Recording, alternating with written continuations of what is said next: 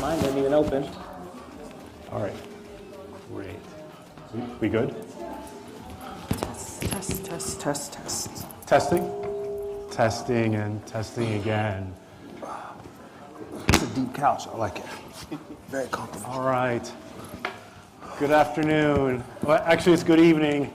Hello to you all who might be in the back. I'm sorry to interrupt your studying, but you're more than welcome to join us. So tonight, we have a symposium titled The Souls of Black Folks, a symposium on sneakers and black community. This is one of the events sponsored by the Humanities and Technoscience Lab, and we'd like to thank our sponsors, the Andrew W. Mellon Foundation, who through the Disco Network is helping support this. We would like to thank the Honors College for allowing us to use this wonderful room.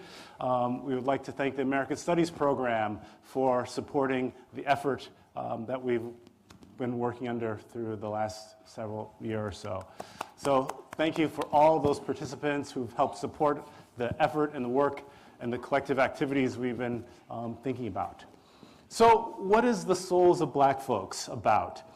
This symposium explicitly fronts the limitless possibilities of blackness, particularly the ways in which the national popular culture is formed upon our backs and inked in our skins.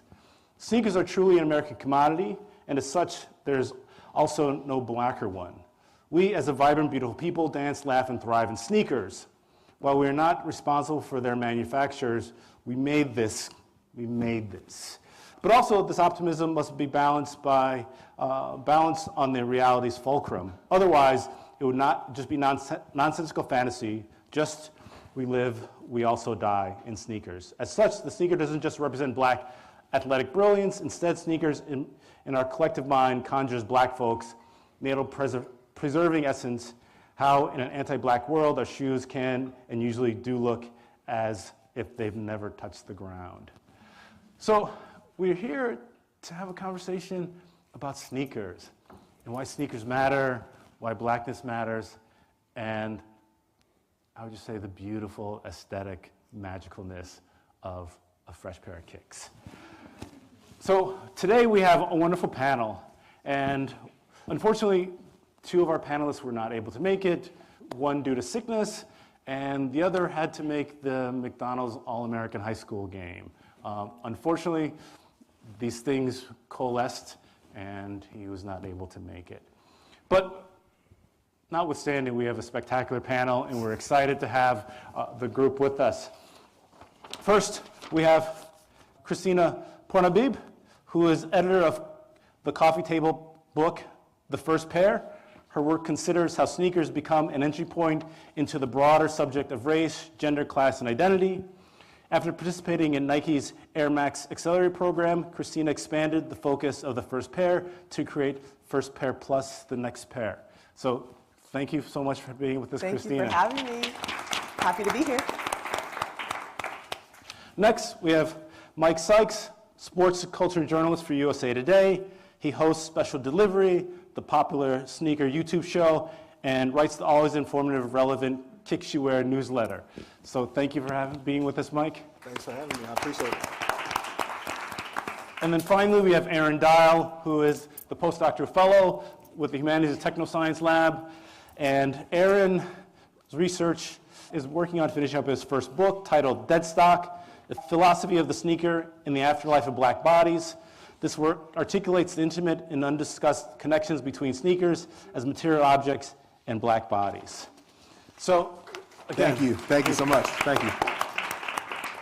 So today we would like to begin by asking our panelists a few questions.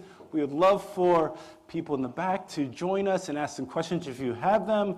But I guess we would like to begin by thinking about sneakers and culture and all the beauty of this. So I guess the first question I'd like to begin with is, I think about sneakers as artifacts, and artifacts have memories. So I would like for you to begin by telling us a powerful, memorable, or even downright humorous or troubling story about sneakers and your life. So I guess ladies first. Not to put you on the spot. But No worries. Christina, please. So I actually come back to this story a lot because it was the catalyst for a lot of the work that I do. But when I was about 17, I camped out for my first pair of sneakers. It was the Air Jordan 11 Space Jams. I had never camped out before. My parents didn't know I was camping out. I don't even remember if I told them maybe I was at a friend's house or something, but I didn't know I wasn't gonna have service underground in the parking structure, so I definitely got in trouble afterwards. But once I got the shoe, it was worth it.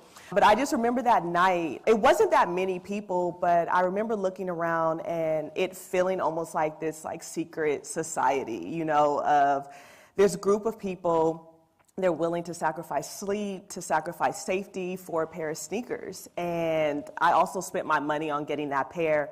And I remember opening the box the next morning, and it had the patent leather around the silhouette as well. And I remember seeing my grin in them, and I just felt like, wow, like this, I did it, you know, like I didn't sleep, like we ran through the mall to go to the stores to acquire them.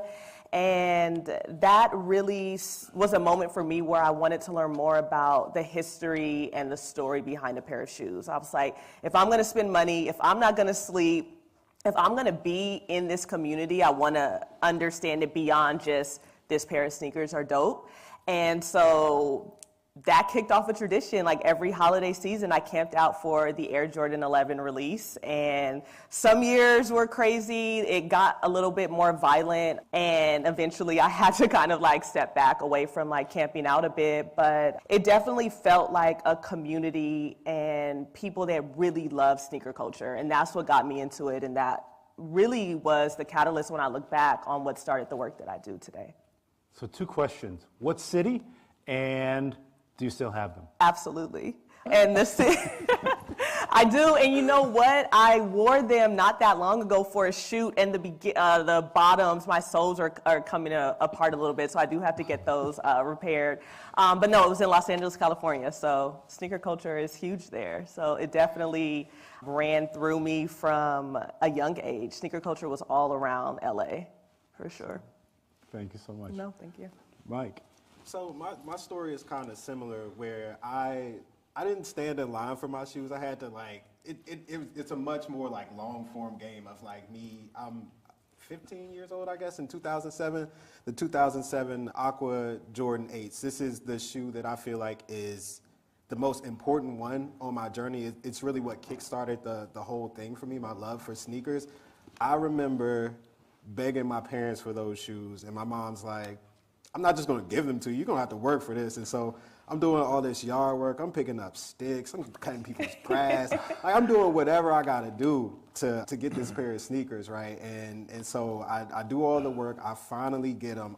I'm so pressed. The shoe is so beautiful. It's not like the OG version where it doesn't have the gray on the heel, but it was good enough for me. I had seen Michael Jordan in this shoe, and I have that shoe now. So it was just very important to me. And I just remember wearing them to school for the first time. Oh my goodness, the joy that I felt from just getting a head nod from people, your shoes are fly, where'd you get those from, how'd you get them, just those questions. I just always wanted to bring that feeling back, you know, and so from that point on, it was just, I was hooked, man. I was hooked. It captured me, and it made me love sneakers and feel something for them that I never really felt before, right? My parents, they were really good to me. They always got me shoes to start the school year, and I was always appreciative of whatever pair it was, because they were clean, you know, and I was just grateful. I was thankful like that as a kid. But getting that pair, it forever changed my outlook, and I'll never forget it. So you went to the emotional very early. I heard you say love. Yeah. So can you talk a little bit about your relationship with emotions and sneakers? It's weird, man, because just being infatuated with inanimate objects it's weird. It's kind of an obsession. It really is an obsession. I will, week to week, what's coming out? What can I get? What's the next pair that I'm a cop? And what do I have to get rid of to now move this new pair back in? Because my thing is trying not to have too many pairs at one time because I can't wear them all. I just can't wear them all, and so it really, and when I'm selling the shoes, it pains me. You know, it's like I can still wear this. Like I don't want to give it up, but at the same time, I know that like if I'm bringing in a new pair, then I probably should. But at the same time, it's like it just hurts. So like there is a genuine love within it, and it also comes from connectivity with other people, right? Because like this is a communal thing where you go out and you meet people who are like you, who have that same obsession, and you can obsess over it together, and so you feel a part of something that is bigger than yourself, and I think that's something that everybody can appreciate, whether you're a sneakerhead or not. Like there's some community that you're a part of that means a lot to you, and this is one that means a lot to me. Thank you so much, Mike.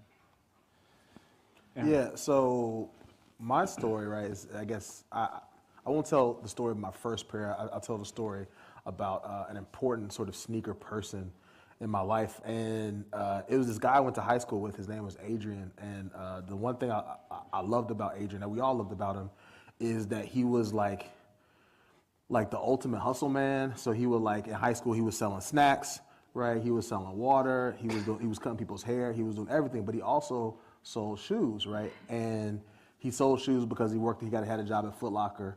How we got the shoes, that's questionable, but that'll make the story. The story, all this comes full circle, right? But one of the things that he did, which I always loved, he would let people who didn't have sneakers, he would let them wear them around school, because in 2003, 2004, when I was in high school, right? I guess kind of like how it is now, people were getting eviscerated, right? Roasted or whatever, if you weren't wearing the flyest kicks. But one day it's in his locker, 3 cops come and they raid his locker, right? And we all thought they were looking for drugs. They weren't looking for drugs, they were looking for sneakers, right? Foot Locker had found out that he was stealing shoes, and he had almost maybe 7 or 8 pair of cool gray Air Jordan 11s in his locker. And the reason why this story is funny, because this story leads to the first high-speed chase I've ever seen on foot. So they take him out of class or whatever. This your locker, open the locker. He opens the locker, and he's running through the school, in and out of classrooms, and the cops are running after him. It's a crazy thing. He ends up running home, but what he doesn't realize is that the cops have your address, so they're just there. But yeah, no, I always think about Adrian a lot or whatever, and think about how community for Black folks often exists on the fringes of the law, on the fringes of what is legal, but always about what is holistic and healing, right? So I think of Adrian a lot when I'm sharing shoes with friends, when I'm with friends trying to get shoes, and stuff like that. But even the work I do, because the work I do I think is a lot about understanding not just how Blackness as a construct, sneakers are built in and around that, right? But how Black folks, real people, right, have made this a thing that we all know and love today, right? So Aaron, you went to a historical place. You went back in the past. So can you talk a little bit about the history of the artifact, right? The history of these objects. Because you talked about, I asked you about these moments in the past. Yeah. And you can mark time, in a sense, by sneakers. Yeah. Do you mark time by sneakers? Yeah, I do. My sneakers app, my Confirmed app is always buzzing every week with drops. So yeah, I definitely mark time by sneakers, right? But no, thinking about the past, right? Sneakers are a very old artifact, right? An old thing. We're talking about in the 1830s, English pimp soles, right? And it comes the reason why we get sneakers is from vulcanized rubber, right? So what happened is European colonizers, they were going to Brazil, right? Literally stealing rubber seeds from the rubber tree, right? Stealing and planting them in other countries, right? There's the India Rubber Company and stuff like that, right? And so they were stealing these seeds, these resources from the indigenous communities, right? And building industry around them, right? And of course, before for me, I think sneakers effectively starts as a thing with Michael Jordan, right? But there were sneakers way before Michael Jordan. You have Converse sneakers, you have sneakers in the 60s and 70s, right? But sneakers as a thing that goes beyond the sports shoe, right? And becomes a sort of a ubiquitous thing of fashion that sort of really now sort of blends, if you look at the artifact today, like blends the idea of sort of like elite, high class, wealthy, an elite, high class, like wealthy thing versus a sort of like proletarian, like everyday object, right? Sneakers exist in both things and in neither one simultaneously, which sort of, I think, but it's a very sort of interesting sort of historical trajectory of sneakers. So thank you for your opening introductory comments and getting us into your place with space about sneakers. Continuing this question, I think we'll move next to thinking about identity and sneakers. And so, how does your identity, wherever you define yourself, whether it be blackness, whether it be gender, whether it be Los Angeles, New York, Chicago, Aaron's from the South. North Carolina, baby. I'm not a big fan of the South at the moment. So how does your identity and how you identify yourself shape your understanding of what you love about sneakers? Are they symbiotic? Are they reflective? Do they grow together? How does that shape how you see your affinity for sneakers? Well, for me, growing up in the DMV area, that's DC, Maryland, and Virginia, one of the biggest brands in that area that people wear are New Balance sneakers. I've literally always known, like, my older cousins, people I see on the streets, people I see in stores, like they were always a New Balance. I never understood it growing up, but like you just have the pairs, right? And so I'm thinking that, like, this is something that everybody wears. Like when you go to different states or whatever, and you go to different countries, like I'm thinking like this is the go-to brand, and it's like, no, it's not. It's just it's your area, and that's the culture that is developed in your circle. You know, it's something that is unique to the region. And it's something that started all the way back in the 80s when the brand first popped up. And, you know, I found myself, as I grew up, it was, you know, I went through that whole phase of, like, trying to be the anti-kid, the kid who's, like, rebelling against everything. And so it's like, I'm not wearing New Balance. Everybody else is wearing New Balance. And so, like, for a while, it just didn't really stick with me. But then I think around that same, like, 15, 16, 17 age, it was like, no, like these shoes mean a lot because they carry a lot of history with it. There were people who are older than me, who are beyond me, who know more than me about this culture, who were wearing these sneakers, and like to be able to connect with them in that way about these sneakers, especially now that like the brand is ascending in a way that it hasn't before previously.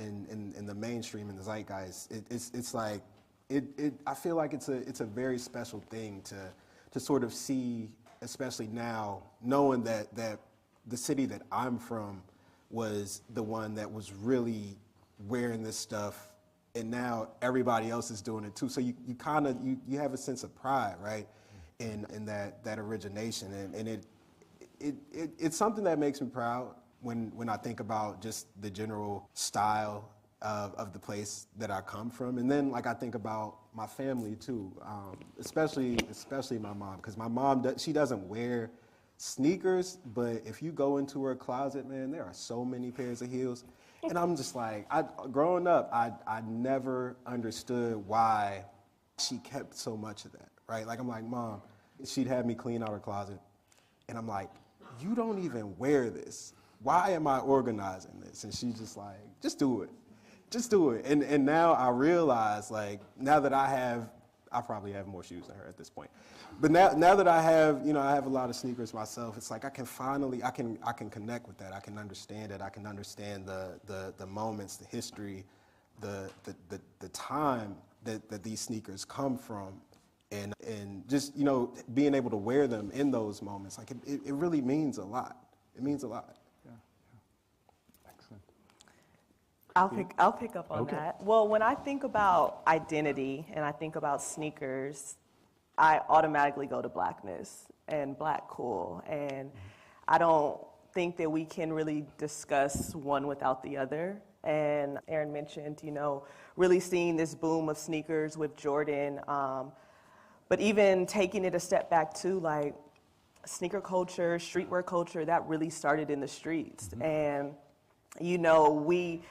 it's just kind of like, and it depends too the area that you're in, like LA, New York, DMV, like we all have a way where we put it together, but it's still individual. And that was a moment where people rocked a sneaker because they really liked it. It didn't have anything to do with it being cool or it being hyped or, it selling a lot on resale markets. It started with groups of people that were just fly and cool. And it's just like, it's everything that you embody of what it is to be Black, and that goes hand in hand with sneakers. It's kind of like a history. It's talking about Black history, is talking about sneakers and the influence. And I think when I look at it, like I imagine LA, right? And I'm in the space, and I remember, when I see like women that were older than me, like wearing jersey dresses and wearing like, their Jordans and scrunchy socks, or, wearing Vans or wearing Cortezes. Like I can remember certain shoes that you couldn't wear in certain areas, and also like certain danger that comes with certain sneakers, but also sneakers have a way of allowing you to express yourself. It's self-expression, it's self-identity. I put on a pair of shoes because I rock with it and because I know it looks fly. I'm not worried about what anybody else is thinking. Yeah, I might have a little bit of LA flair with it, but it's wearable art, it's self-expression at its finest. And I think that it's something that really speaks to, Black cool. No, yeah, I think for me, right, the question of identity, right, I think of identity in two ways, right? So there's sort of like the identity that is sort of like socially constructed. Like, so for me, right, sneakers are important. One, because I think as a PhD now and teaching at a majority white campus, and it's important for students, especially Black and brown students, to see a man who looks like me sort of in sneakers, right? I'm not in a suit or whatever, and like it's weird, like the reactions I get, like it's all like, oh, like you wearing those, like people are like always surprised, like I'm like 80 years old, like yeah, I wear sneakers, like sneakers have been around for a minute, right?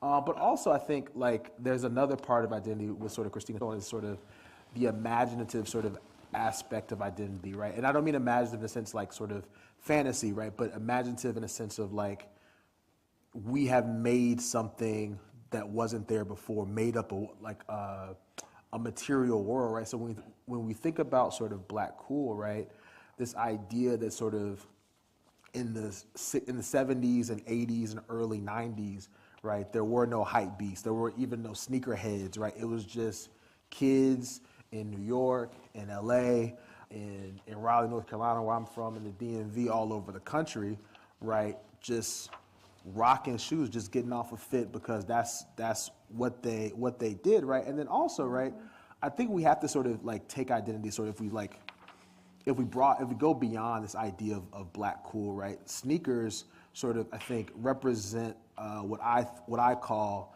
sort of an essential technology of urbanization, right? So if I asked everyone here if they had a pair of sneakers, not if they had a pair of J's, but if they had a pair of sneakers, I'm sure everyone would raise their hand, right? That is not an accident, right?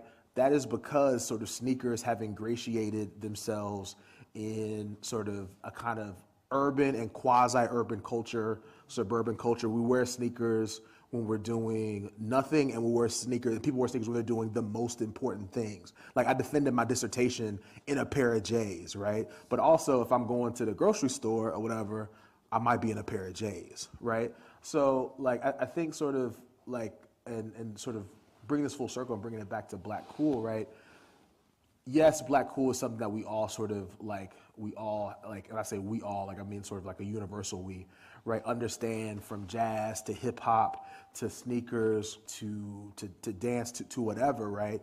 But Black cool is fundamentally about reshaping structures and reshaping literally the world, right? And sort of re-articulating it back out, right? So yeah, so I mean, for me, I guess that's how I think about identity with sneakers specifically. So continuing pushing this question about blackness, right? Particularly black cool. Shoes have changed. Styles have changed. So let's kind of move a little bit to the lens of fashion, and aesthetics, and style. So what do you see as the relationship between the evolution of blackness, of evolution of black cool, but also the transient nature of fashion and style and aesthetics? And so the question is, what makes certain sneakers last and certain sneakers disappear, right? Is it black cool? Is it culture and history? Is it identity? Is it aesthetics? Is it something unknown, magical about that? I mean, that's a great question. I think for me in particular, it's history, it's the story behind the shoe. I might not have been old enough to watch Jordan play, but I remember the stories I was told. I remember going back and watching him play. I remember, the flu game and what he did, and going crazy on the court and him wearing those 12s and me wanting to have a piece of that history. And, I might not have the OG pair, but I'll get the retros, and it's like having this piece of history, and that is the connectivity and always the connective tissue for me. It's the story behind the shoe. That's what connects us all together now. That's what we're talking about, is the stories. That's like human connectivity, and being able to do that around a pair of sneakers, like, that's amazing. And then you can look at the overlap with fashion as well.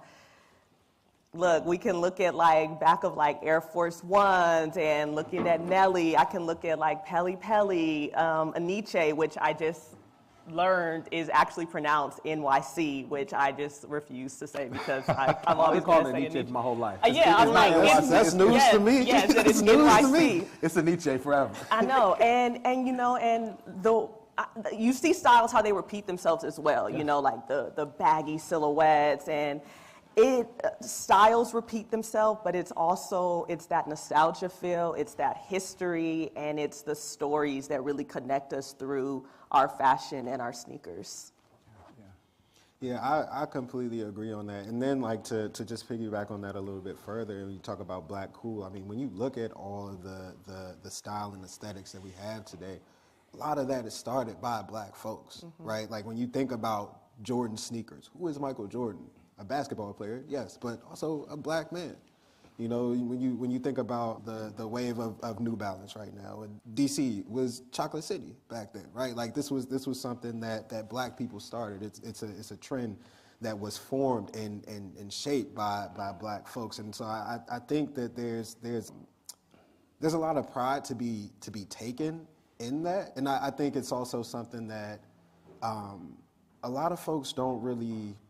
I don't want to say a lot because folks like us, we obviously know this. We know the history, we love it, we appreciate it, and that's why we do what we do. But at the same time, I feel like there are people out there who just kind of brush over the history, right? Like these white cement threes that just came out. There are people who want this shoe just because of the resale value, for example, and that doesn't even come close to defining what this shoe means to somebody who grew up watching Jordan, who may have seen the dunk contest in '88 and seen the debut of this sneaker, right? And so I think it's very important to kind of hammer that home, the fact that black cool it's not just what we're wearing right now or the trends that we're setting today. There's just so much stuff that predates that makes what we do, that makes everything that we do today relevant. So yeah, for me, right, I think, so I guess to me the interesting thing about your question, right, is the use of the word fashion, right? So to me, when I think about fashion brands, right, I think about sort of, it's a very sort of fickle industry. There are very few fashion companies that last maybe a decade or whatever, because trends change, right? So for example, and I don't know, are they still making clothes? Are they still in the... I don't know, but the fact that we have to ask, right, goes to show you that sort of things change, right? But sneakers, right, the sneaker companies have persisted, right? And I think sort of if we, like, it's weird. I don't think of I think of them as being fashionable. It's for me, thinking about sneakers as equipment sort of is really, really important, right? So like, to me, like the sort of, I think the magic and beauty of Nike Air as a tagline, right? So like to sort of, I guess, provide a brief sort of history, right? When people were so thrown by the idea that there was air in your shoes, right? They were literally like cutting Nikes up to see the air, right? It was like it's a wild thing. So it'd be like I'm taking Sykes' threes and like ripping the soles off because like where's the air, right? And so really what it is, it's a polyurethane bubble, right? It's literally a bubble cushioning, right? But to sort of market that with sort of the transcendent potential of a black body and Michael Jordan, right?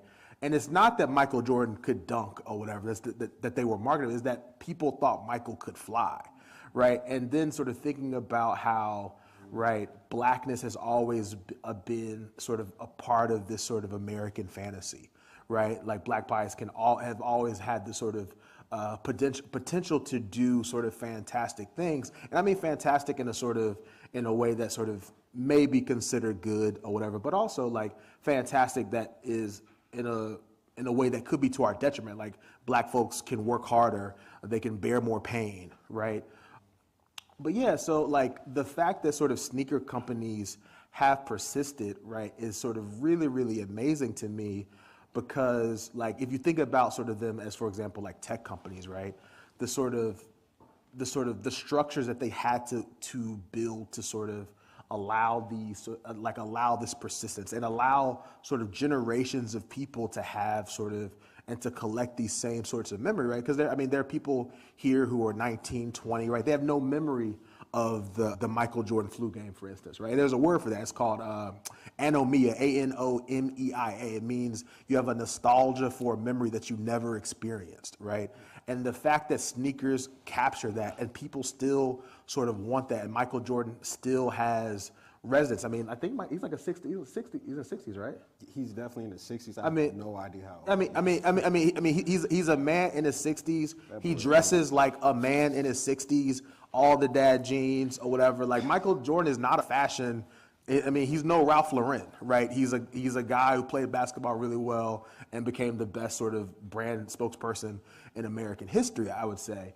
But like the fact that sort of generations of people are still sort of enraptured with him, right, is a testament to, I think, sort of, at least in North America, right, the sort of sneaker company's ability to still brand black bodies, right?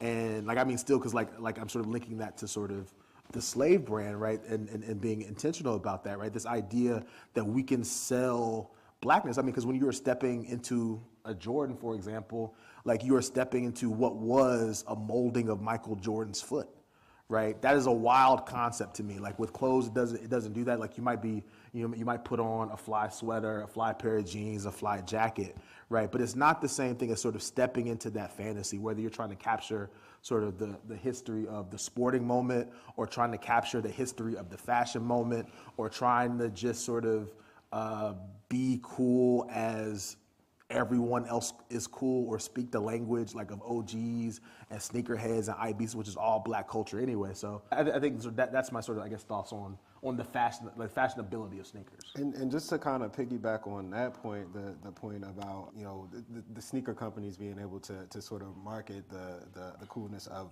the black body, right? Like that also, we've seen now that doesn't really go away. Because when you think about, you know, Kobe Bryant and his tragic passing, like, people are still going crazy over his sneakers right now. Nike is still selling those shoes. Virgil Abloh, there are still off-white Nikes in production. Continue to do that. Yeah, and they're going to continue to do that in perpetuity, or however long the deal lasts that they sign. But that's something that it really doesn't go away. And honestly, I get conflicted sometimes when I think about that, because it's like, at what point do do these folks get to rest? You know, like Yeah, at what point at what point do you stop capitalizing off of this person? And it's like, you know, you participate in it and you love it, but at the same time, it's like, does everybody have the same appreciation for it? And I just get conflicted with that a little No, bit. yeah, and I think like one, you bring up a like interesting point because sneakers like now is in a really sort of, I think, interesting and maybe sort of dangerous place for sneaker companies, right? Because like we've reached a point where I think we have been reached a point where sort of the black basketball player or the black athlete is not the super effective billboard as it was in the late 90s and early 2000s, right? Like Michael Jordan was the billboard, right? And now, like for example, basketball shoes, like those sales are not nearly as big as they were.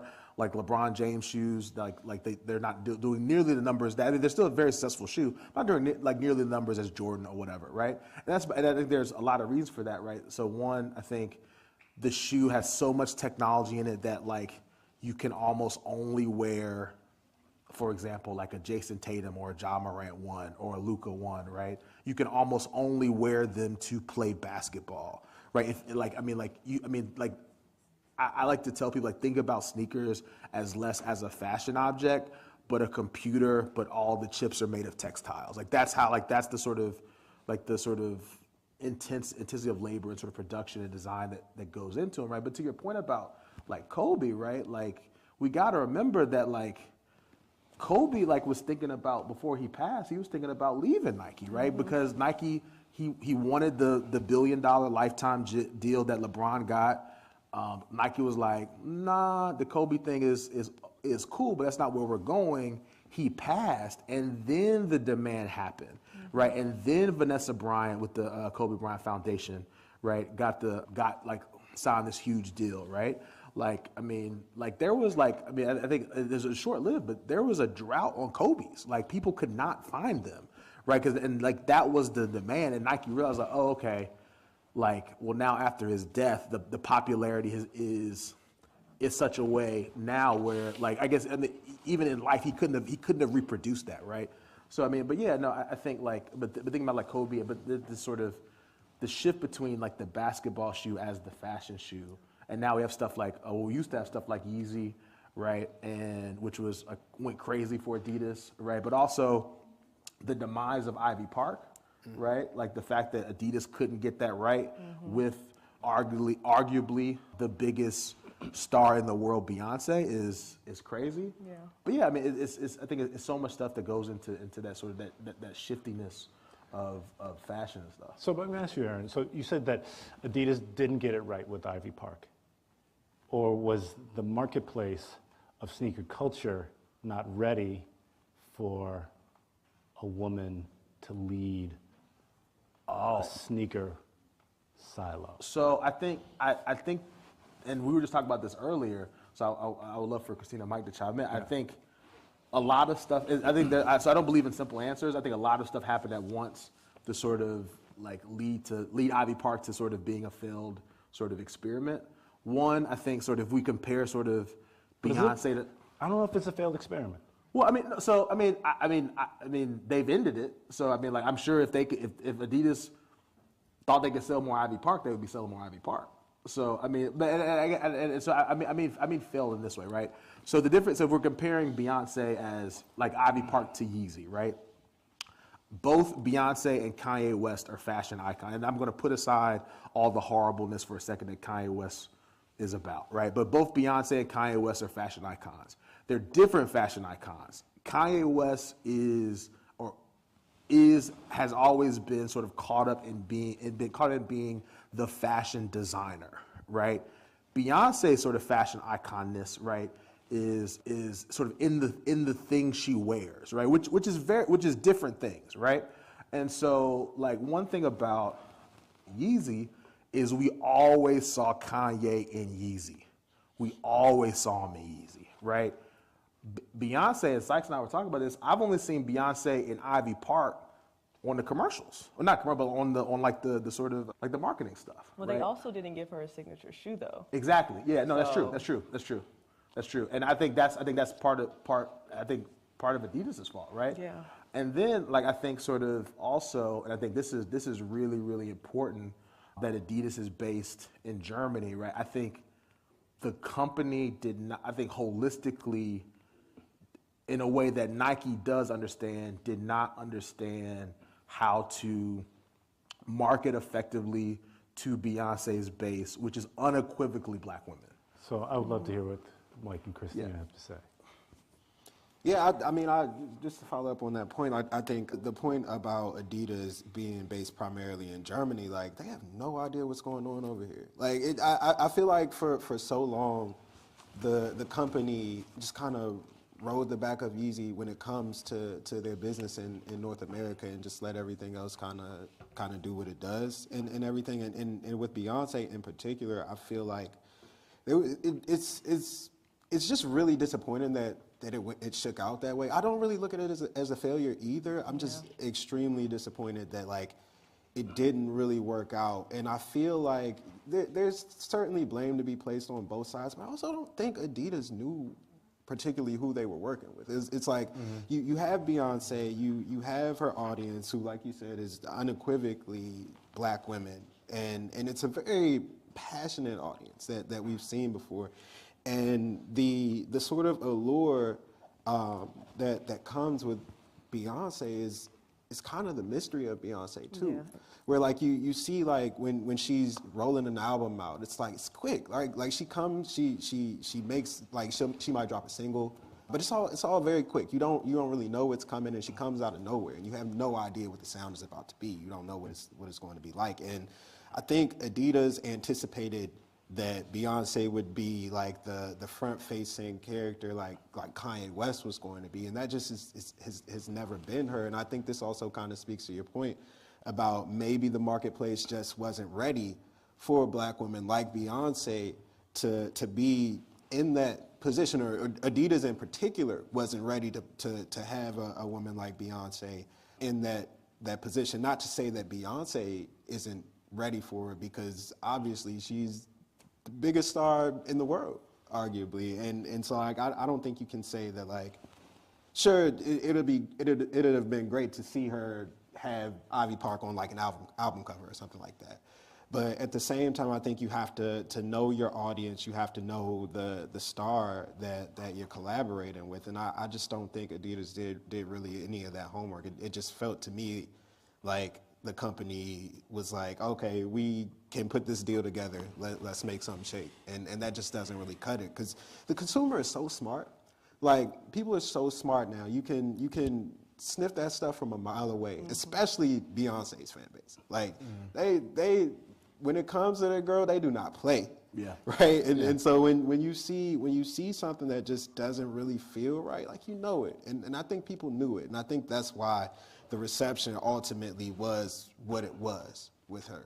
Well, I don't know if it's an excuse that, like, not being ready for a Black woman. I just, like, you can go out and hear from what, like, Black and brown women want. Like, it's not hard. They can send people out. They know the audience. I think it was just a huge misstep. Like what I said, why does she not have a signature shoe? No, like, yeah, something exactly. where it's like, that's the first step right there. So it's like, you're not even allowing the space for this to happen. Not that it's not, like, the space isn't ready for it. Sure. It just speaks to the overstep of women in this space, and constantly underrepresentation, because, again, like, the biggest star, why do we not see a signature shoe? Like, that in and of itself was a huge misstep. Yeah. So what would you say if I were to say that maybe part of the question is that so much of, I would say, contemporary sneaker culture hinges upon a nostalgic Black masculinity that delimits opportunities for anyone else to enter into this space? I think so. I think there's two ways. One, I think you're right. I think sort of, one, sneakers have always been masculinist, right? I think, like, I mean, I think like we can't sort of ignore that, right? But I think, right, and I agree with Christina, right? Like, Black women, especially brown women, especially, have been in sneakers for years, making, like, just crazy dope stuff. I mean, honestly, like to me, like one of the dopest sneaker moments, and we're going back to Beyonce, right, is the sneaker heel, the Air Force One, I guess the Air Force One and the Timberland boot heel, right? Beyonce did that, right? Like, so I mean, like to me, like she already had like the sort of like the chops, right? And again, it's hard for me to take sort of the idea that we don't know how to tap into Beyonce's audience as like a viable excuse, right? Because like I think so for example, we were talking before this, right? And like to me, the easiest money that Ivy Park missed was when Beyonce did the homecoming concert and she had the Beta Delta Kappa shirt or whatever. The fact that that did not have Adidas logo right above that and they weren't selling those things for $80 a sweatshirt or whatever is a huge miss, right? And so and to me, like I think this like the question about Beyonce specifically, right, gets into sort of the really sort of like just the weirdness of Adidas. I mean, because honestly, I don't think Adidas did right by like Run DMC, for instance. Like I remember on the 25th anniversary, there was no like sort of mention of Run DMC and the Superstar, right? I think sort of like Adidas is just weird because of the European, I guess, to our sort of like American sort of sensibilities, right? But and also I don't want this conversation to be sort of like Adidas got it wrong, Nike gets it right, right?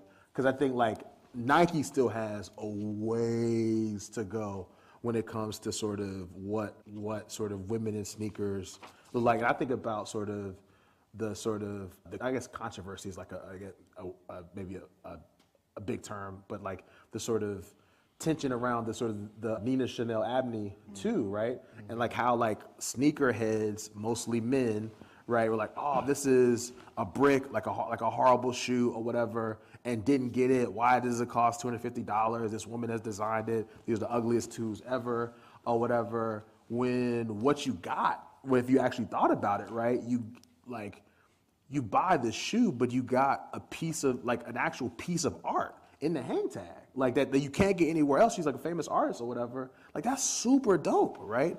Super dope, right? But like that sort of, and I felt like, so for that example, I felt like Nike kind of threw her under the bus a little bit, or just let her sort of be out there and sort of dangle in this sort of very masculine sort of conversation around sneakers. But yeah, no, I mean, I think sort of like, I guess the only thing I just want to say is that sort of, I felt the conversation was going to like Adidas bad, Nike good, or whatever. And I think I think there's more work to be done sort of overall with sneakers. Like the sneaker I'm most excited for is Sabrina Ionescu's, her first shoe. It's a beautiful shoe, like a beautiful shoe. I can't wait to buy, I can't wait to wear it and have all the colorways, right? And I just hope like the community, like I hope that they support it and it does well as some of the other shoes. But even with that shoe, like we talk about Black Cool, right? Like Sabrina Ionescu, she's a great athlete. She's a great basketball player. Amazing talent. But at the same time, when I saw that shoe was coming, I'm like, where's Asia Wilson's shoe? Yeah, exactly. Like she is a WNBA champion, an MVP, a defensive player of the year. Like she's 26 years old. There's really no excuse that this black woman does not have a signature shoe right now. And I just think that, I don't know, it speaks to the issue that I think black women face when it comes to sneaker culture and just kind of always being overlooked, not only when it comes to something like signature shoes and the opportunities that certain athletes or certain collaborators might get over others, but even something simple like just sizing. You know, it's just like, it's just like regular stuff that not just Nike, not just Adidas, everybody gets wrong, you know, and like Christina said, like there's a community of black women out there always been eager about sneakers, always been eager to communicate with brands. They just don't really do the work to do it. And it's really a shame because there are just a lot of women out here, including this one sitting right next to me, that are just doing some really, really dope stuff. And the brands just need to tap into it. Well, that's when you start to see more women creating their own spaces, right? Like, You see people like C&K Daily who create platforms for women, highlighting women, like Christina, who was supposed to be here on the platform. Like, even when you talk about like criticism for Nina and her Jordan, and it's like, this is an artist, and she has her hang tag of like this dope art, and still there's criticism in there, but that has been like the history of men and women. So with Christina's platform, it's an all-women private space where she releases like sneaker drops, and it's private for a reason. So if women ask a question or if they get a fact wrong, they're not going to be criticized by men in the space. So I think to your question, it's twofold. Like, yes, this industry is successful on retros, right? And recreating the history and nostalgia, which is great, but it also runs the risk of not having new models, not having new representation, not having future forward silhouettes, and amazing dope women that are in the space that are overlooked. Like, we are starting to see it little by little, but there's still so much work to be done. But to your point, like, women are just done waiting for companies and corporations to always hear them. So that's why you're seeing these really dope platforms come about, dope magazines, and even like Women in Sneakers, a great space. She just never saw, Julia, she never saw Black or brown women in sneakers. And she's just like, I know there has to be more women out here. So it's like, we're doing our own research, we do our own work, and that's the same thing with me. I wanted to add my voice to the conversation about sneakers, so I put out a book. You know, like, we'll make it happen, you know, and sooner or later, like, people always pay attention. People are always looking, so. Yeah. So we've been dancing around the conversation. Now I want to talk about markets, right? Secondary, tertiary, quaternary markets.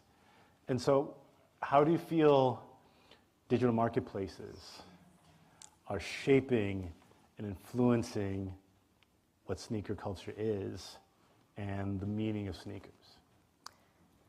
I'll pick up on that. Okay. So I think it's changed the landscape completely, right? So it's twofold. You have opportunities now where anyone in the world can buy any pair of shoes. Like, when we would camp For the right out. price.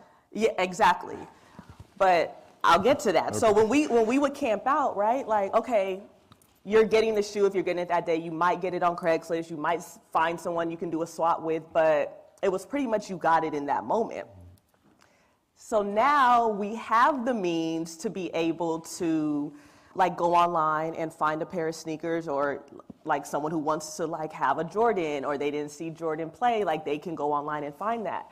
The problem is, at its core, is neoliberalism, right? Like, if you can buy it, you can have it.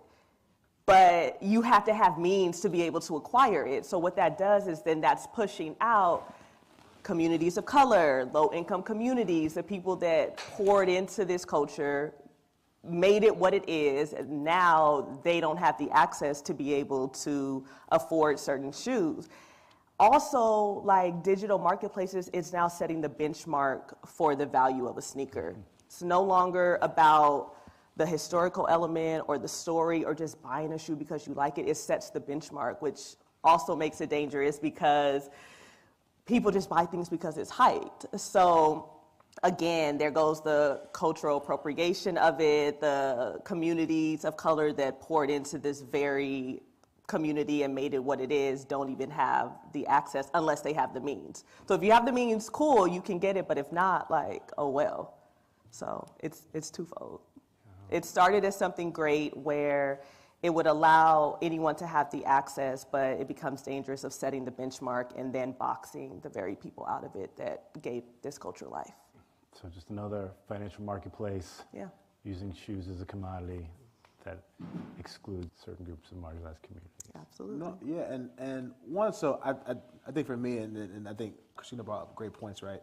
Like, it's this idea of this fallacy of democracy, right? That the internet brings, right? The idea that theoretically anyone can have access to anything at any one time, but we know there's tons of barriers, right? For example, like you have to have a computer, you have to have the internet connection, stuff like that, right? But I mean, it is very convenient. Like, so I can't remember the last time like I went to a store picked up a shoe that I didn't know I was going to buy, like and said, "Oh, this is really dope," or whatever. I'm gonna buy this shoe, right? Can't remember the last time that happened, right? All my shoes, or like 99% of my sneaker purchases are online now, right? But I think something that Christina touched on, which I really want to hammer home, right?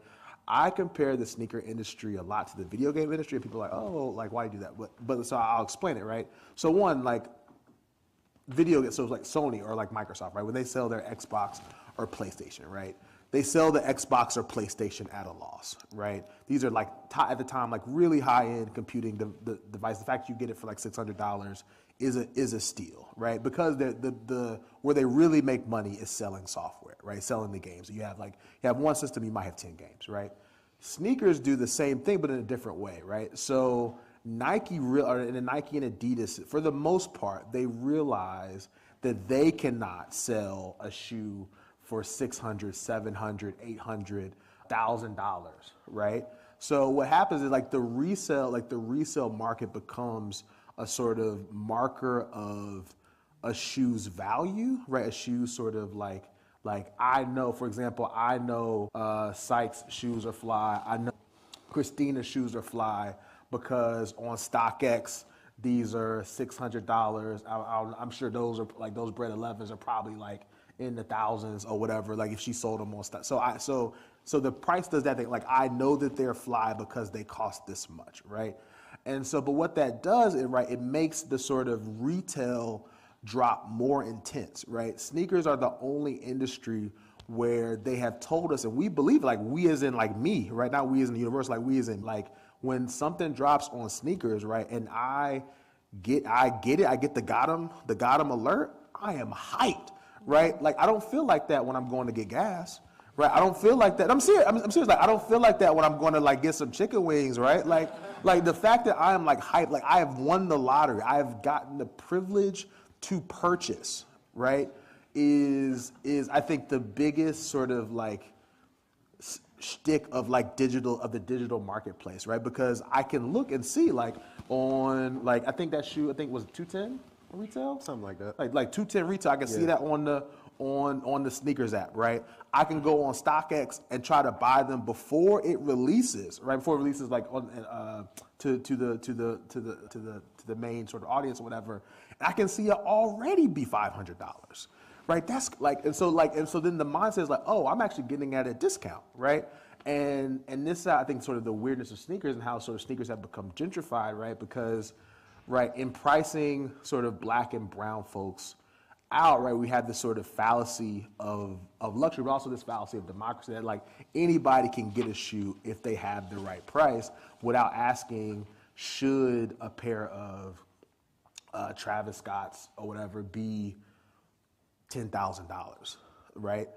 So I mean, like it's tons of stuff that sort of goes on with that. Yeah, and it kind of stinks because like there's no real way to change that without just not participating in it, right? Like you just have to kind of not do it. Like you have to delete the sneakers app, the confirmed app from your phone. You have to not go to StockX. You have to just be like, okay, I didn't get it. It's fine. But then like you get on the internet, right? And you go to Twitter and you see all the got 'em screens, and you go to Instagram and you see the shoe right there, and like it looks great. Like that's a great photo. Like it's really just like it's literally the gamification of sneakers. It is so close to gambling, y'all. I'm telling you, it's crazy. It is crazy because like you just asked me how much these shoes were. I have no idea. I don't know. I know it was like two something. It was two something. Yeah, I don't know. But the fact that I am willing to just go to this app and pay $2 something without blinking or batting an eye, is just like it's very problematic. And when you think about the people who are the ones who like that's kind of that's the last ditch, right? Like like you don't have a bot, so you know you can't go and buy up 10 pairs of these. There's no guarantee that you're going to get it. Like those are the black and brown people that set this stuff, you know, and that's where I just like it just gets so again it just like it's so conflicting for me inside because I'm just like, man, like I really love this stuff and I really want to keep participating in it, but at the same time, it just feels like the whole thing is just kind of, it's always going against you.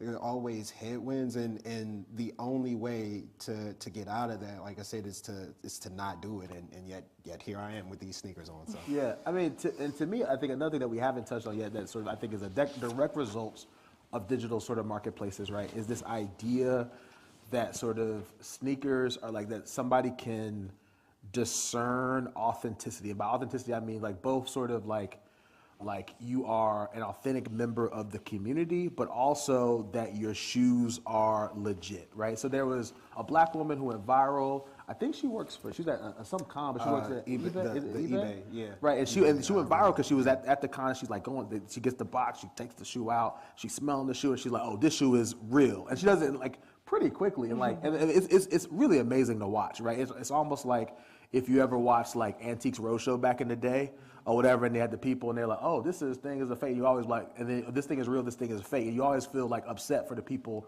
who like got the fake, but then you had the sort of expert there, right?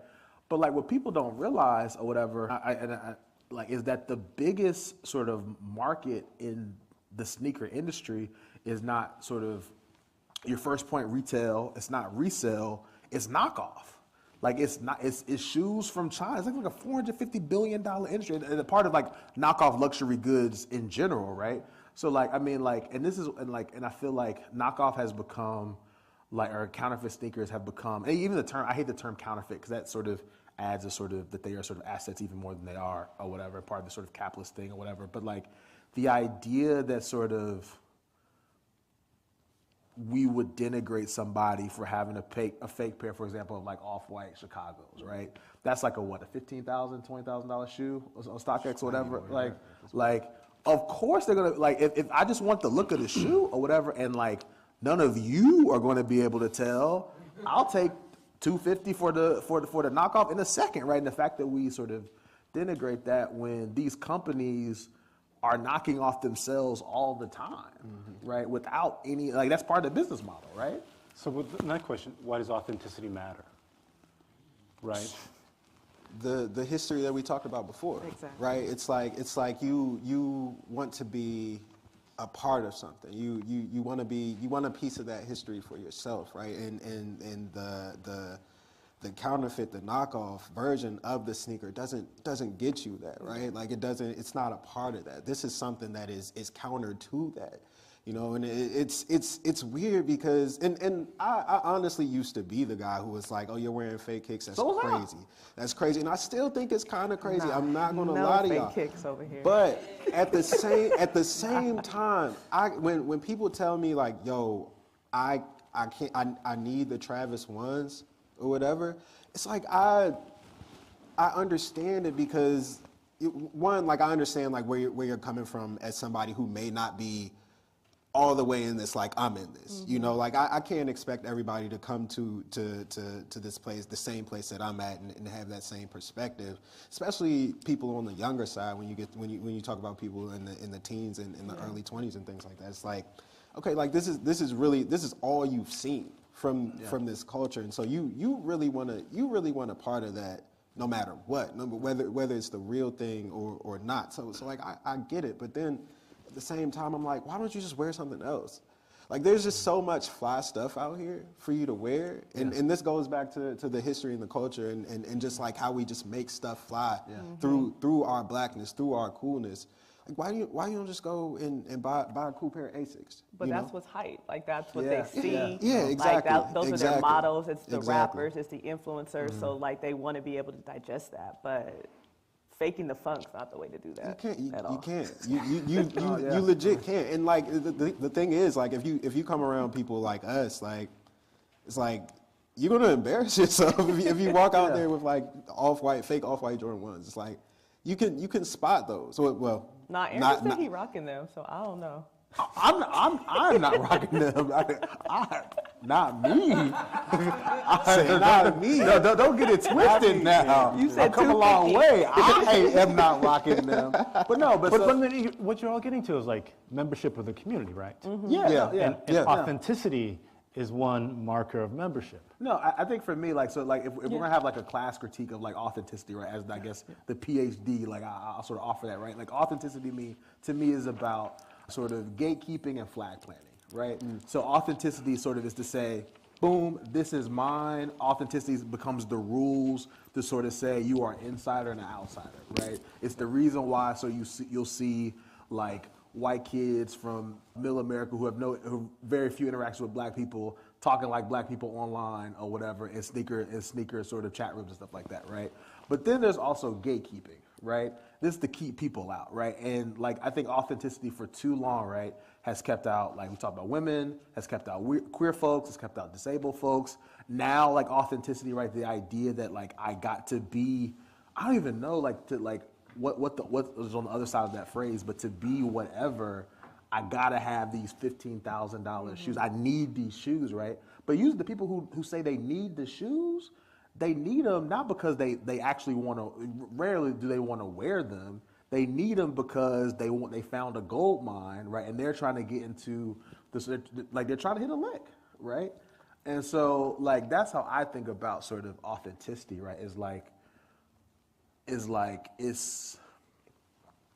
I feel like authenticity is never important to the people, or the gatekeeping of authenticity or the maintenance of it, right, is never important to the people who actually were in the communities to begin with. Like, sneaker culture used to be, like, as far as brands, right, so vibrant. You had Pony, you had people still wearing Keds. I mean, you used to have Converse or whatever, like, but you had so many different brands. I mean, like, there was the G-Unit shoe, there was that Jay-Z, the S. Carter, right? I mean, so many different brands and collaborations and just cool sort of moments that were really, really authentic. You had Dapper Dan putting a Gucci fabric on Air Force Ones, right? So much cool stuff, and now like authenticity sort of is just J's, just like retro. Panda like, dunks. Yeah, Panda Oh my dunks, gosh, right? No more pandas. Yeah, I mean, so. Well, I think something that you said was important too. I feel like, I don't know if I want to just say the younger generation, but I think it can go to not having a sense of self and needing to like acquire a shoe. Like I don't find self-worth in the shoes that I wear. I express myself through them, but like if I don't have these shoes, I'm gonna still be fly. Like I'll still find a way to put something together, you know? And like what you said, like if I can't afford a $15,000 pair of shoes, I'll find something else that I like, you know? Like that might not just be my lane, but also like our worth is not in like objects that we wear, and it's like we can like enjoy them and wear them and express ourselves through them, but I think like a big thing is it isn't a benchmark for our worth. Like we're so much more, you know, and I just think that that's a good point of having that strong, like just like self-love, you know, for ourselves as well. No, but yeah, I mean, like I think you're exactly right, like because it's not exactly like youth culture, but it is like I feel like like young, right? Yeah. But it's this idea like. So right, it's a colleague of mine who has a son, right? And his son is like a reseller, right?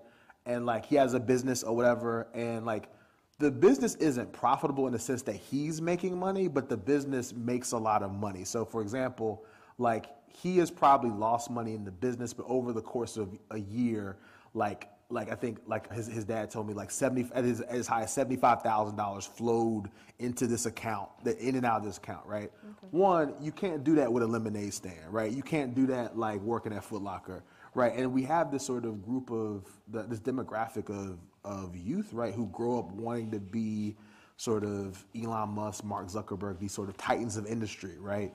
And sneakers become sort of like gold in the 1800s, where you have people are like prospecting sneakers, like bots is a mining operation, right? Like, and I think that's where it gets like really, really dangerous. It's like I got shoes just because I thought they were fly, and at the sort of most sort of I think superficial, because everyone else thought they were fly. But I'm still rocking the shoes, right? I'm not buying the shoe to sort of flip, right?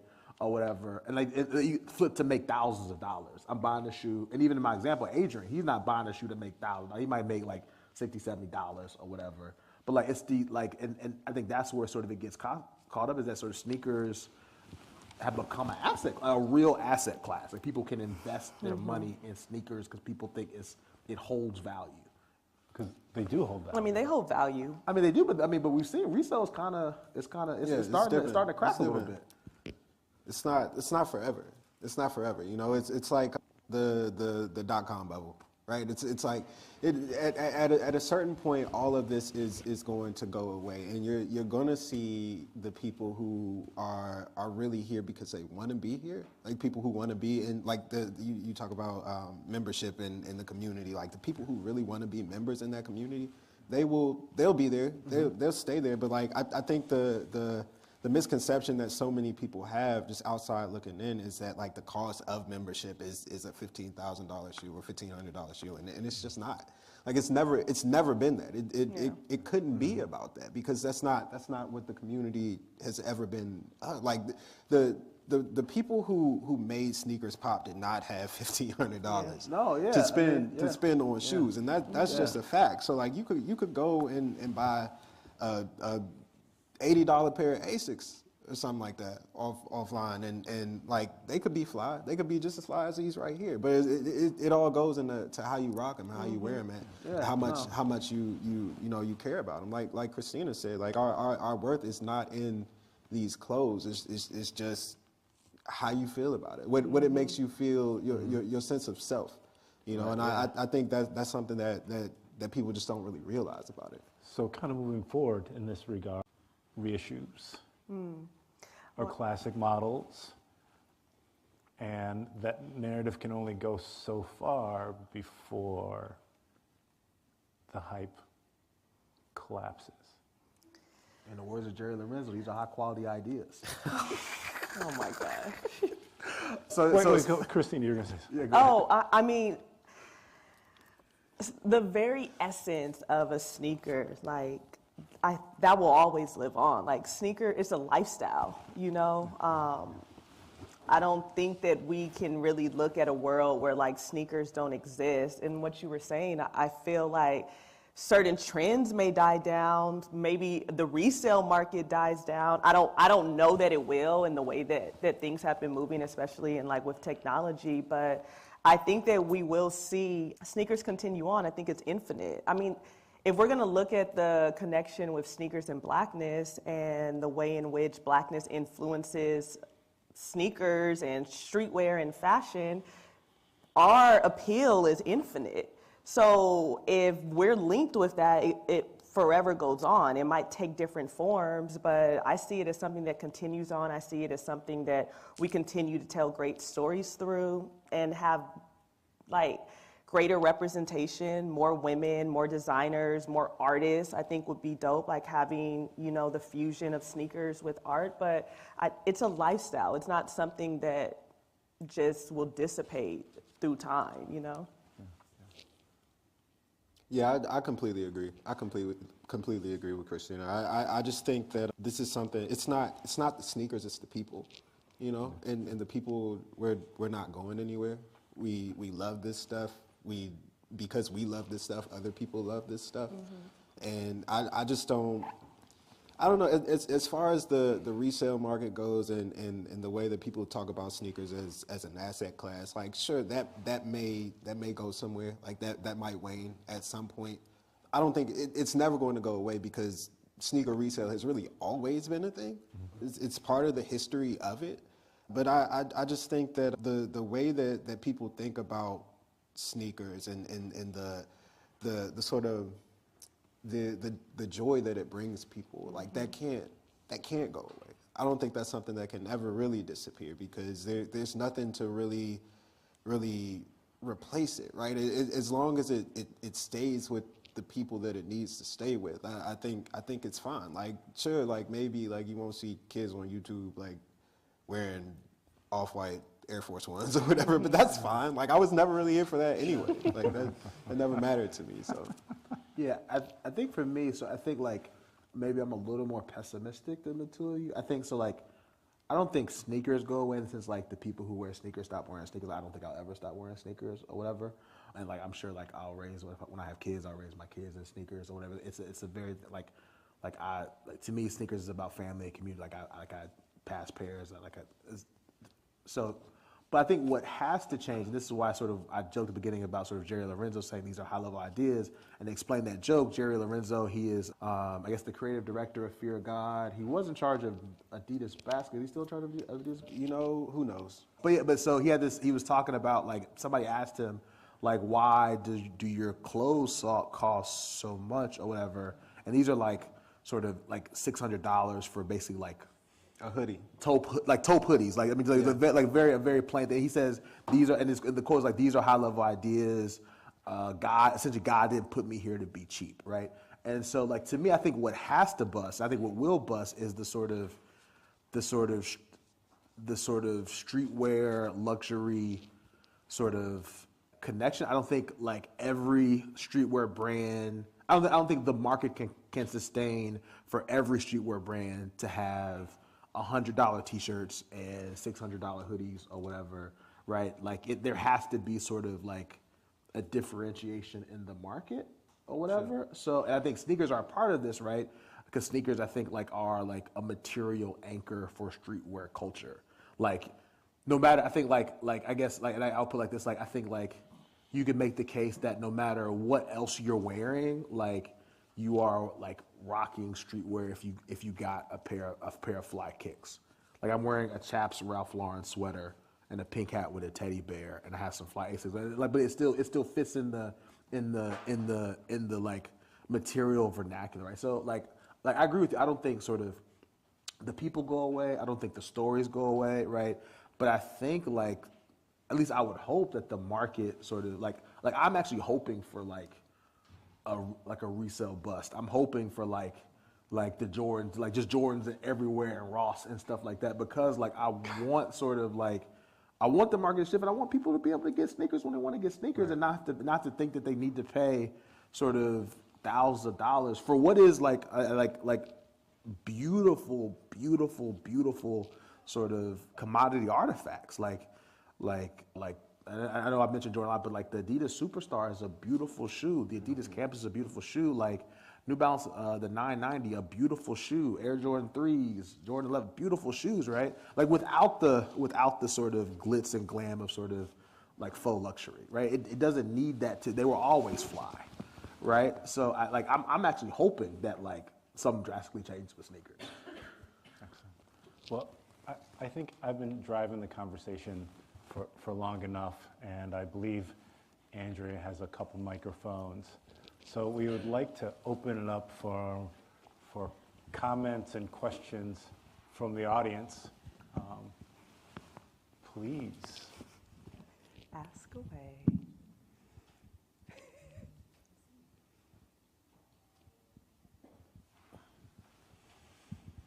How y'all doing? Good, how are you? Good. Doing well. Great to see you.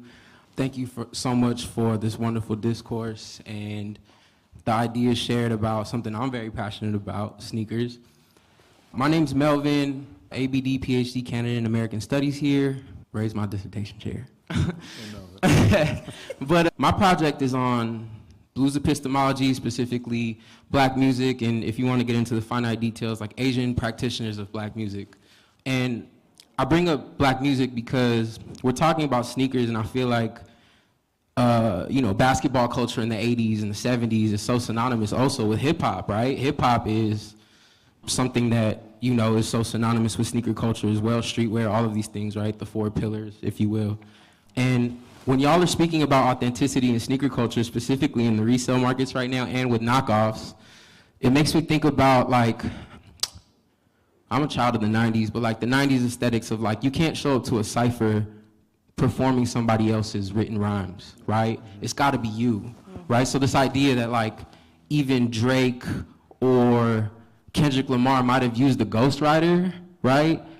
Kind of like pokes holes in what makes them hard or what makes them heroes in like an older version, an older guard, if you will, of the culture. And it's so interesting now that simultaneously, while sneakers are in this place where it's okay in certain spaces to wear a knockoff or, a B grade, it's also okay for artists to have ghostwriters or ghost producers or not be kind of like putting forth when I speak of this old guard, I don't know how to explain it, but I'm sure, I see heads nodding, so I'm sure you understand that there was like a point in time where in hip hop, it was not cool for you to be faking the funk. And that is so synonymous to the attitudes that were being expressed most recently on stage when you all are talking about B-grade culture. And so I bring this up to say, what do you think about almost the changing of this guard, where we're in now, expanding upon what you've already said, and also like tying in these motifs and these ideas of like authenticity in hip hop and what that means for us moving forward? Sorry if that's very multifaceted, but. No. I thank you for your question, though. I think it's great of even like mentioning about music. I know we didn't get to like touch on that as much, but definitely when we look at sneakers, we're looking at fashion, we're looking at sports, but music, you know, and Black youth, Black and brown youth, they're able to see their idols not only, you know, on the basketball courts, but also in music videos, and how much of that authenticity, that Black cool that we were talking about, we see with our rappers, you know, and we see in their storytelling. It all goes hand in hand. It's a parallel of the stories we tell through our sneakers, the story we tell through our rhymes. And I agree 100% with you. I'm not with the faking the funk. Like, if you're gonna show up, you need to show up as your authentic self. That goes in what you wear, that goes in like how you present yourself. Like, every version of you needs to align, right? And like there are spaces where that works, and maybe that works for certain groups of people. For me personally, that, like, I don't know, it clashes a little bit with just of how I show up and how I honor the ones that have come before me. So it's almost like doing a disservice if I would like allow certain things that aren't as real as they come, you know. But even what you were saying about when it comes to ghostwriters, it's just like, it's tough, right? Because there are, you know, songwriters and they're really talented. It's like, okay, if you're going to give them credit, that's one thing, right? And you allow space where different talents exist and coexist in a certain space. But I think specifically, not focusing on music, but with sneakers, me personally, I don't rock with like anything that isn't real, because it goes against the stories that we tell through sneakers. But thank you for that question. I'm glad that you tapped back into the music aspect, because that's a really good correlation that you made between those two. Yeah, amazing question. Honestly, amazing question. Because when you think about sneaker culture, like hip hop is directly rooted in it. When you think about, like you said, Run DMC, My Adidas, Air Force One, Nelly, like there are so many different parallels that you can make. But like when you ask that, it honestly, in a roundabout way, like it reminds me of the stage of capitalism that we're in right now, where like the thing about, like, when you think about hip hop, it's like presenting an image, right? Like, you got to present yourself as this person, like who is real, who is authentic, or at least that's how it used to be, right? And when you think about somebody like Drake, for example, like, nobody really cares anymore because the music is good, you know, and that's cool, I guess. But at the same time, it's very weird, and I think that, like, the fact that he can still sell the music kind of makes that an okay thing. And I feel like the same thing goes with wearing fake sneakers, right? Where, like, you talk about people, you know, I like to call it a flex economy, where like people are literally buying things just to say that they have it, or they spent $2,000 on a pair of shoes. Mm-hmm. You buy the Travis one, a counterfeit version, a knockoff version of it. People see that, regular folks see that, they don't identify that it's fake. It looks like you're rich, man. Like, it looks like you're rich, and that's kind of the thing about it. It's like, and the same thing goes with hip hop. Like, you got this fire verse that you just laid on the track, and it was amazing, but you ain't write it. But guess what? Still hits. Like, it still hits. So I just kind of feel like it's the same thing. It's all about presenting that image, making it seem like something is something that it really isn't, and making a buck off of that opportunity, you know, and so, like, it's I don't like it. I understand where people come from. Mm-hmm. I try to be understanding about all of this, because a lot of people, like, they don't have the like, they don't know what they don't know, right? And like, you have to come to it with an understanding of that. But it is like, it feels very bleak. I will say it feels very bleak. I for mean, me. it's like letting people do what they want to do. Like, shoot, if you like it, I love it. Like, you got it. It don't have nothing to do with me. At the We end of all the know what that means. We all know what that means. No, and I think both of them are exactly right. I think the one thing I would add to take the sort of conversation in a different direction, I think like your sort of thinking about ghostwriters and stuff sort of had me thinking about like, so I think about sneakers as a medium, right? So like a medium has to deliver something, right? So the question is, what is the content of sneakers, right? And that's sort of the thing that guides my work. And for me, that answer is emphatically Blackness, right? The same way I think sort of we thought like hip hop is a medium, right? And the content that hip hop delivers more than lyrics, more than beats or whatever is Blackness, right? And like for me, for that to be sort of, for that to happen sort of in a sneaker, right? Or in like a material object that for the most part, black folks do not have, and brown folks do not have a sort of a stake in, right, is I think really, really problematic, right?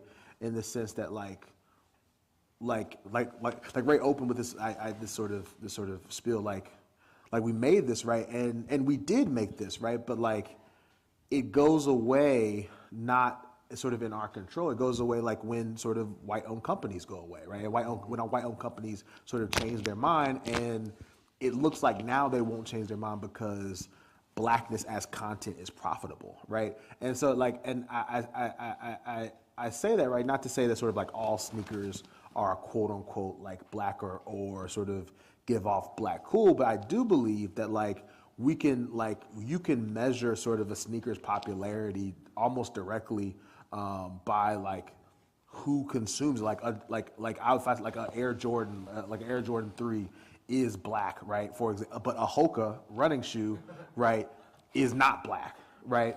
Both are popular shoes in their own right or whatever, and both do different things, and both have like cult audiences around them, right? But like this idea that sort of this, I think, this thing and the new Air movie with Ben Affleck and Matt Damon gets at this, like that was sort of created by white men, right, to sort of give off this sort of black essence that we can capture, that we can step in. I think it sort of gets at this idea of sort of ghostwriting, this idea that sort of there are sort of systems at play to deliver this product that we love, which is sneakers, right? And we should always sort of question that and question sort of the sort of identity relationships we have with that thing. That movie bothers me so much. I've I've not seen it yet. It's not out. It's not out. But just the concept of it, the thought of it. Like I'm going to go see it. To be clear, like I have to see it because I want to do like a review and I want to have like a complete picture of it. But like it's like they're like, how do you white knight Michael Jordan? Like that's crazy. That's wild. But see, I don't. Go ahead. No, I mean to me, like, and I have a big problem with the movie too. To me, like the story, I guess this is the sort of interesting thing about Air Jordans. The story of Air Jordans is not about Michael Jordan. He is sort of an agential character. Like he has agency in the story. Air Jordans happened to Michael Jordan, right? Like he didn't I mean, like he's been very open about this. Like he wanted to sign with Adidas. His mama and his daddy wanted to sign with Nike because they thought the presentation was better. He didn't think Nikes were comfortable or whatever. To get him to sign, they had to give him a royalty deal, right? The royalty deal ends up making him a billionaire, right? Like, I mean, like one torn ACL or whatever, Air Jordan is not a thing, right? So I mean, like to me, I think like it presents, I think the movie is interesting because it presents, I think, a troubling truth that we've all known about Nike. Is that it's always been about sort of like white ego or whatever. And it's like the two main characters, Phil Knight and Sonny Vaccaro, right? Like the reason why they don't talk anymore is because they both think they have ownership over Air Jordan, right? Like Sonny Vaccaro's like, I'm the guy who brought Jordan in, and feels like this is my company, right? They both butt heads, like as sort of like to stake a claim on this black man sort of body, right? I mean, so but no, the movie is very problematic. I just think sort of like telling the story of Air Jordans where Michael Jordan is the protagonist is a different movie and problematic in different ways, right? Because like Michael Jordan, like I mean, we can't lie. Michael Jordan was like, he was not trying to be like the black savior. Like he wasn't in the streets fist up. Like Michael was like, hey, I'm just a basketball player, right? Like, and so I mean, no, I mean the movie is interesting. It's definitely problematic though. Like, but I mean, I wouldn't be surprised if the movie won an Oscar though. If it becomes like this sort of like media, I would not be surprised. You're right. You're absolutely right. And it probably will. It probably will. I don't know, man. It's like all of what you said is not like it's correct. It's totally right. But then like, I'm just like, but we're here now. Like we know how this story plays out, you know, and like we know what the Air Jordan line is now, and to tell that story without Michael Jordan in the movie, pictured in the movie, I should say, at all, because I believe he was involved in like the process of creating it. But like maybe was it? I don't know.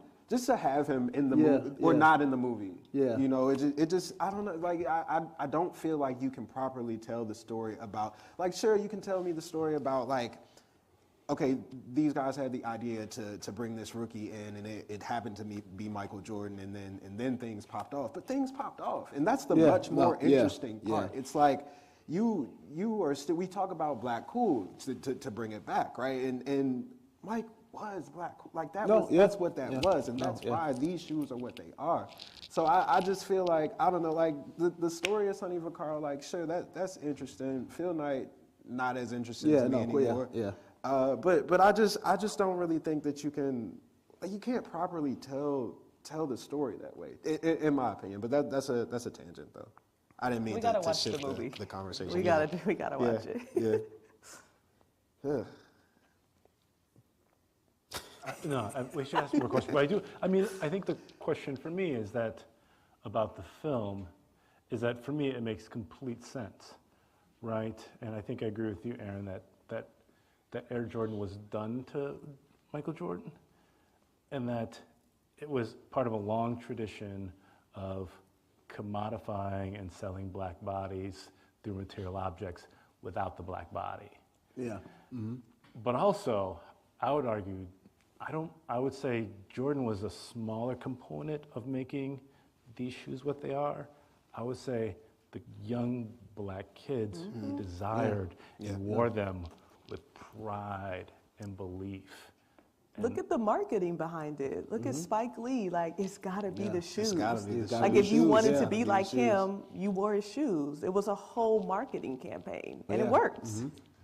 No, I mean, Nike executives talk about, like, the stories, like, they were going into, like, New York, LA, Chicago, DC, to basketball courts in the hood, giving out free pairs of shoes, right? They weren't doing that, like, that wasn't charity work. Like, they were trying, that's a marketing campaign, right? That's the same as, like, you got the club promoter handing out flyers, right? Like they are like, okay, you get your first taste, this is fly or whatever, and now we can sort of build this sort of marketing campaign around Michael Jordan. I don't know. I think, like, to me, I think like the story of sneakers, and this gets to, like, sort of like, again, I guess to bring us back to the movie, right? The story of sneakers is not about, I don't think, Michael Jordan or any one athlete, right? It's about, like, literally sort of something, like, we were like, black people were literally like this is for you, right? Like, the story of sneakers is about, like, Black Cool, yes, but it's about like in the 70s and 80s, that's one of the first generations of black folks to have sort of wealth to sort of spend it on other things, to spend it on quote unquote luxury goods, right? Like, there's a sort of a story, part of that story where, like, the reason why black folks in sort of quote unquote inner cities were wearing sneakers all the time is because they couldn't get access to sort of white collar jobs, right? They couldn't get access to the sort of burgeoning neoliberal economy and offices where they had to wear suits, right? Like, it's so much sort of, like, at stake or whatever that has nothing to do with, like, the black people, right? But and I think that's the thing that's, like, really just, like, to see it in a film, and in a film where I imagine that Phil Knight and Sonny Vaccaro are going to be the hero. Or like, I know it's going to piss me off. There's going to be a scene in the film where some white man says, or whatever, think about the little black kids, or whatever. And you're going to be like, you know, I mean, really? I mean, like, no, but I don't know. But thinking about sort of, as you said, like sneakers is something that like happened to black people or whatever. And we took it and ran with it. Right.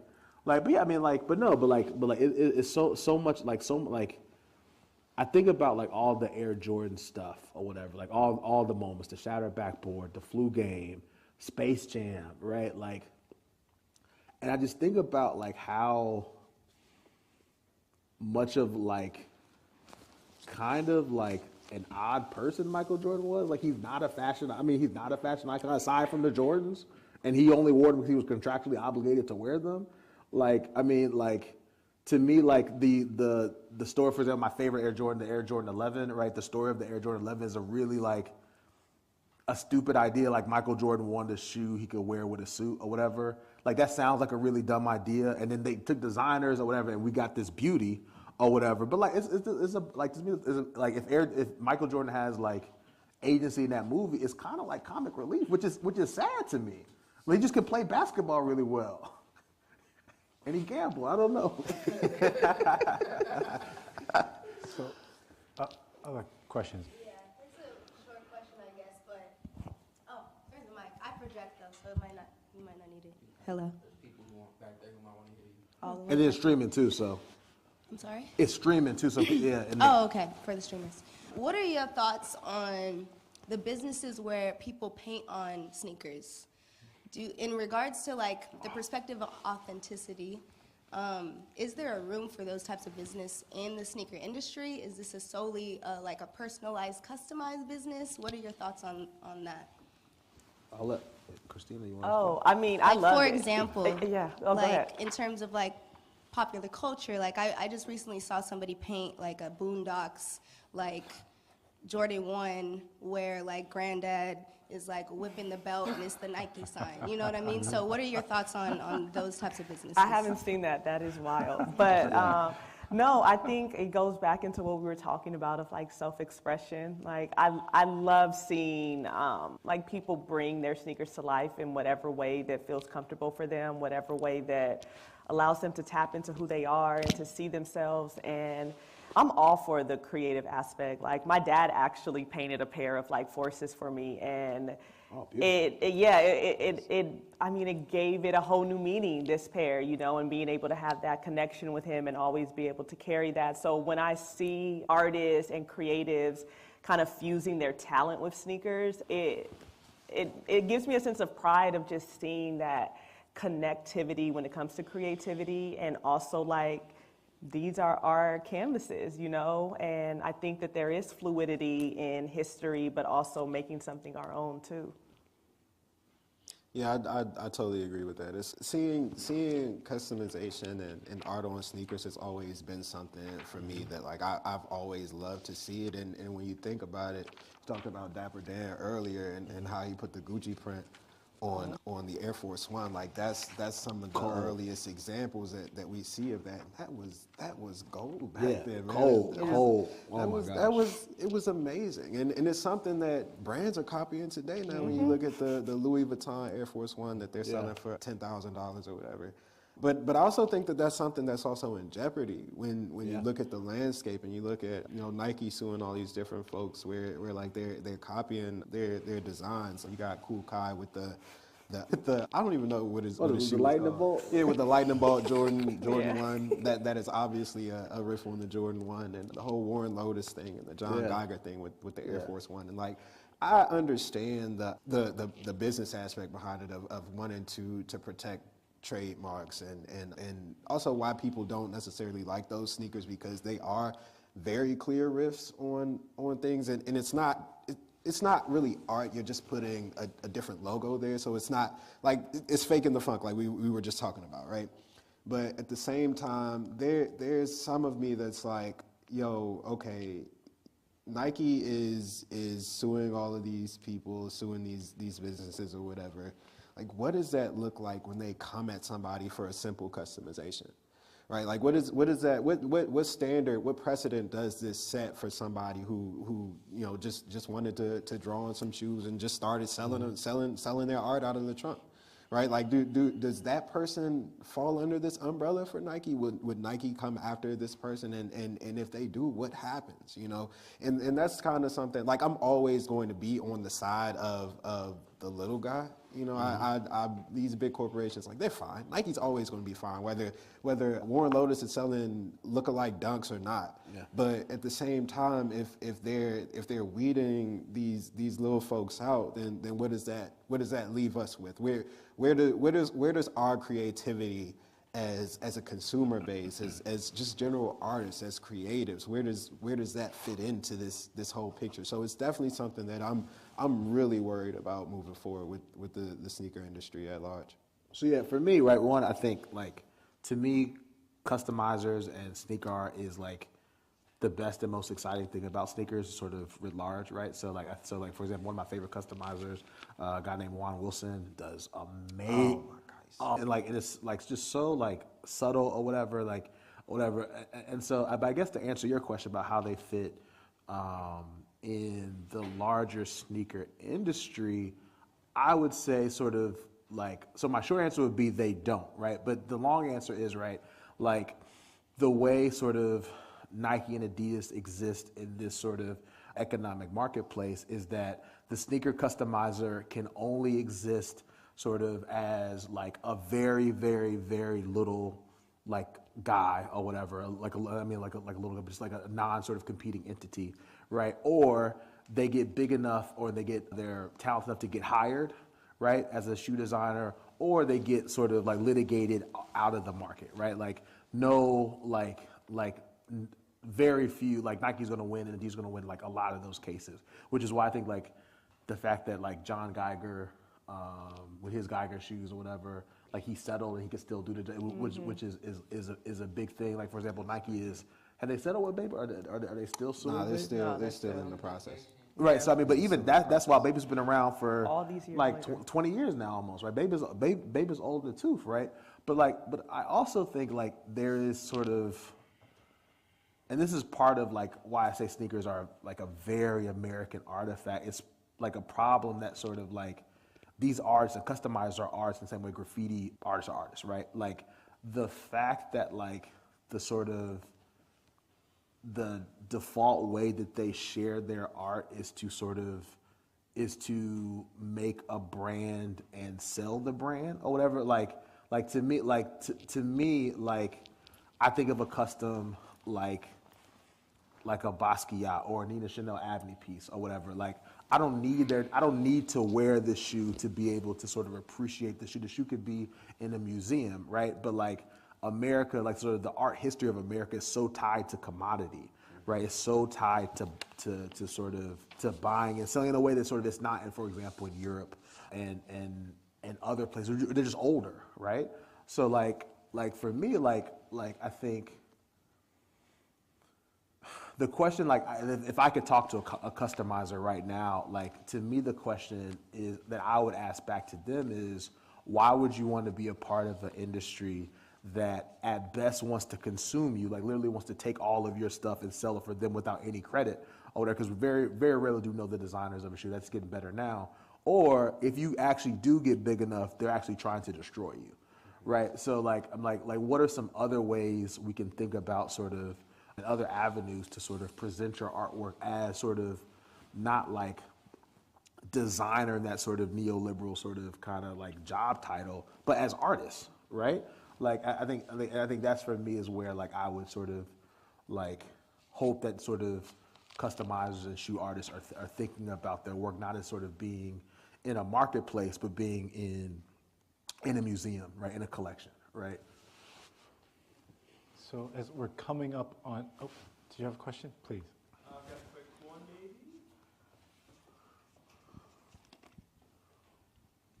maybe. Okay. So one thing I've noticed is that I think all of you up there are wearing shoe designs that were designed more than 10 years ago, with the exception of maybe Aaron. But like, came out.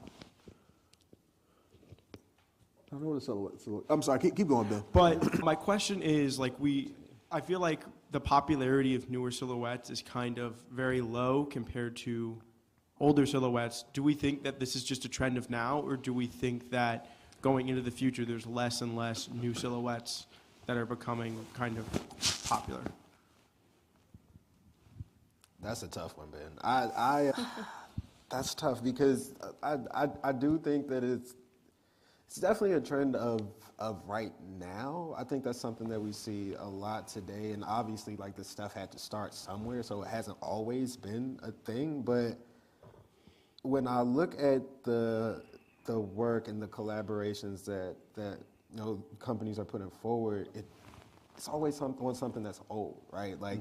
You don't see Nike doing anything with like a space hippie collab, for example, right? Yeah. Something that came out in 2020, and it's like, it's a really nice shoe. It's cool, it's comfortable, it's also sustainable, which is really cool. And like, you just don't really see them working with that kind of thing. There's no hype behind it, and you wonder when that's ever going to shift, And it's hard to tell because I feel like the consumer is the one that, like, we should be telling the brands what's cool. It shouldn't be the other way around. Yeah. And I feel like once we get back to that, because right now the paradigm has shifted where, like, Nike will bring back the Oreo 5s and call them the Moonlight 5s, and like, they'll tell you why the shoe is cool and why you should go buy it, instead of you telling Nike this shoe was cool and just going to buy it yourself, So I think at a certain point,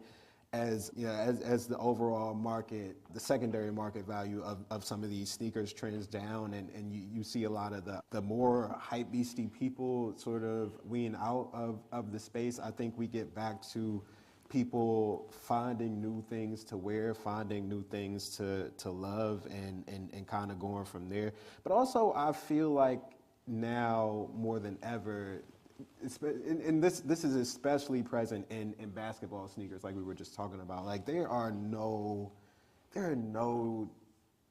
sneakers out there that you would even want to wear, right? Like, it's like they're not only are they only focusing on retro and things that have already worked before, but they're also, it just doesn't really feel like there are any brands out there coming with particularly new ideas outside of a select few that you may see throughout the year. And maybe that's a thing of marketing. Maybe there's more coming in the next few years, but it's definitely something that is concerning. And I just feel like once the consumer, like I said, kind of flips the paradigm back on its head and things kind of go the way that they were going before, I think we see a shift, but I have no idea when that's coming.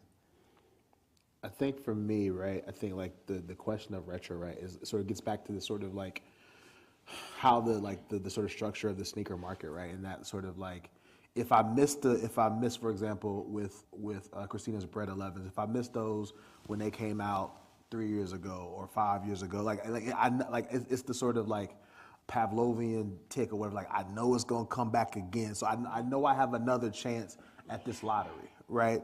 And then also, like when you have something, like, I think as a company, a corporate entity, when you have something that sells, right? Like, it's going to sell forever, right? Like, it seems like, whatever. Like, why would you stop putting it out? And I think that, to me, the interesting thing about sort of your question, Ben, is that sneaker companies are trying to do two things at once. They're trying to be sort of this, like, through retro, this sort of archivist, archaeologist, this entity that preserves history or whatever. And you see that a lot on, like, the content on, like, Sneakers app, Confirmed app, on the websites or whatever. Like, like the stories behind the shoe. And that's all great, right? But then also at the same time, they're trying to be like these cutting edge, super tech companies, right? Mm-hmm. And like, you have like, just like, I think Sykes is right. Like, there's I can't think of any good basketball shoe that's not a Kobe or a Jordan right now or whatever, and that's sad, right? I mean, just like a fresh silhouette that just looks like, oh, that looks good, not because it reminds me of an older shoe or because it's a different colorway of an older shoe. It just looks good because this is like the new shoe. Like no one is wearing the Air Jordan. What are they, 38, 39, something like that? We just saw pictures of the 38 the other day, and it was. Yeah, no one's wearing that or whatever. Like, but when the 11s come out though, everybody's gonna go crazy. Right, exactly. I hoop in them, I don't wear them. That's how it goes. That's how it goes, and that sucks. Like it honestly sucks because like I know I'm a huge basketball fan. I'm a huge NBA fan, and I want to be able to wear some of those sneakers, but at the same time, it's like I can't, man. It's like I can't. It's bad. It's bad. It reminds me of the Dom Kennedy bar on Platinum Shell. Don't wear LeBron to the club. They ugly. That's all I'm gonna say. That's all I'm gonna say. That's all I'm gonna say. Well, I think on that note, it's just a shade close to 7 o'clock, and thank you all who have stayed for the whole period to talk about sneakers, but most importantly, thank you, Christina, Mike, and Aaron for just really giving us such a wonderful commentary about Blackness, sneakers, and culture. Thank you. It's been an honor. Thank you for moderating. Thank You did great. Thank you. All right. Thank you all. Thank you, Russ. Appreciate it. Have a wonderful evening. That was great. That was great. Thank you so much. That was dope, man. That was dope. I'm so glad. That was.